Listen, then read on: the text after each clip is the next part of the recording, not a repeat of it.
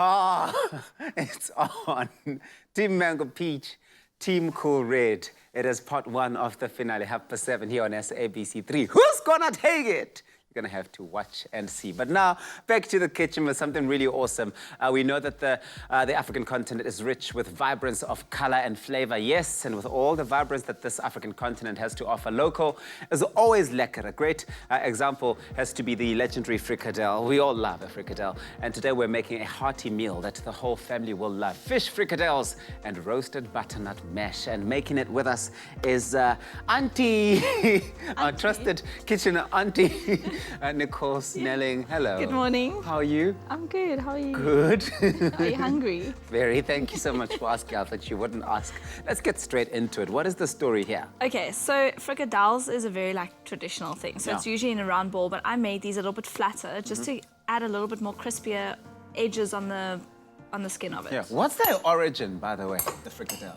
Who first made that? That I actually don't know. To be honest, we should Google it. We should actually Maybe find out. Clem The Dutch. Chef Clem. I know it's a very Afrikaans traditional Yes. thing where my oma always used to make frikkadelle with onion smoor. That's it. Every time I've been to like an Afrikaans community in the northwest, in Rustenburg, for example, they always do serve frikadels there. Chef Clem did confirm the Dutch did introduce the frikadels. Okay, cool. So now what are you doing? So I'm making a fish version. So we've just got some tin fish here, which I chose mackerel. You can use sardines as well, Okay. or pilchards, or anything. But if you're going to use sardines, you don't have to add more. Okay. So we've just added a big tin like this. You're going to just flake it. I've just used a spoon. This is what's so nice is you don't need any fancy equipment to do this. It just flakes so beautifully. Well, it's one of those really quick and easy to make recipes as well, which is just so great, especially during this time with everybody spending all their days at home during lockdown. There is no time sometimes See, for elaborate That was recipes. the hardest part to be Yeah. so. And That was the really? hardest part. Now is easy. Grated onion. We've got Grated some onion, yeah. garlic, chopped up chilies, which I bought as well. Oh, you didn't chop them up yourselves, because that would have been the harder thing to do. Exactly. I like that. Queen with all the hacks in Some pocket. paprika. And then we got some salt and pepper, always seasoning Yeah. over there. And then we're going to add some lemon zest and juice. So we're using fish, so you want to have a little bit of that zest Yes. to bring out that beautiful fish Yeah. flavor. Lemon zest with fish, always a good combination. Exactly. Don't miss it. Always have those two going together. Yeah, even if it's just a little bit, you know, Yeah. you don't have to. It can be overpowering, so you don't go too crazy. So now lemon juice. Lemon juice. I'm actually At even least gonna it's a add, real lemon. Of course.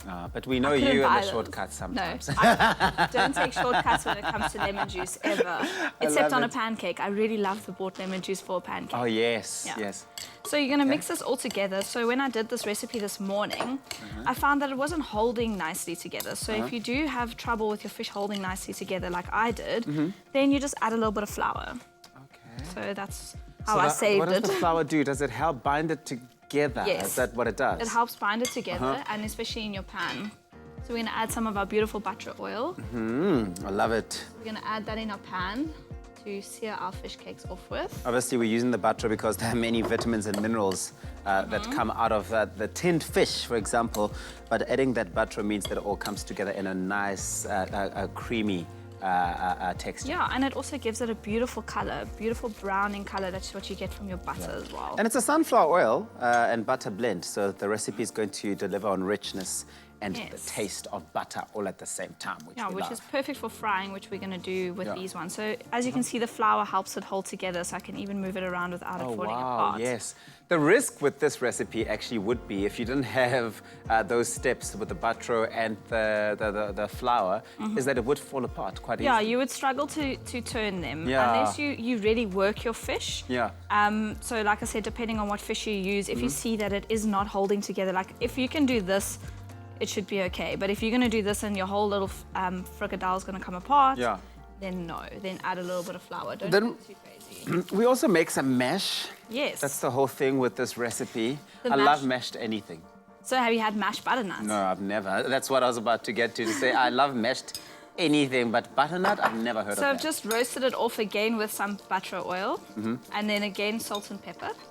You pop that in, mash it using a fork, or if you have a masher, I like these caramelly bits. It just adds that beautiful caramel flavor. Yes, yes. You just mash it up and serve it with your fish cakes. Wow, okay, and that's it. it. Look at what it looks like in the end. Looks like something you'd pay lots and lots of money for Lots at the of restaurant. I mean, look at this. This looks like a main serving at a restaurant that you would pay hundreds and hundreds of rands for. Really Super beautiful. Well simple. done, Nicole Snelling. This looks really amazing. I can't wait to dig in. But of course, the question then to you at home is, what's your African-inspired dish? Do you have one that just is the one you always sort of show off? Our top fan, Felicity Lane, shared a picture of her tasty African-inspired dish in which she used Clover fresh cream. Listen to this. Clover fresh cream and Clover fresh milk to prepare the spinach. Wow. She obviously has the tripe prepared in the same way, as well as the butternut squash. And it looks so, so amazing. So the challenge is on, really, clearly, after seeing that. Share your recipes with us by replying to the Clover competition post on Expresso's Facebook or Twitter pages.